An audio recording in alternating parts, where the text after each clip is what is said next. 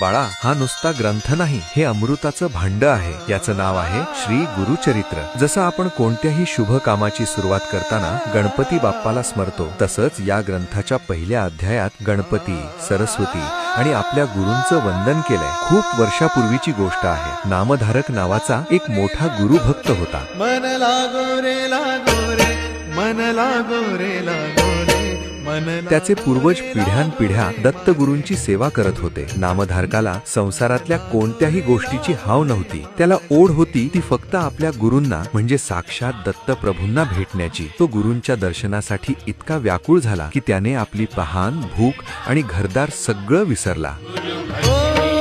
गुरु दत्ताच्या चरणी दत्त नामाच्या कीर्तनी गुरु त्याचे पाय थकले होते, पण मन मात्र गुरूंपाशी पोहोचण्यासाठी धडपडत होतं. तो मनात म्हणायचा, एक तर गुरु भेटतील, नाहीतर मी माझा प्राण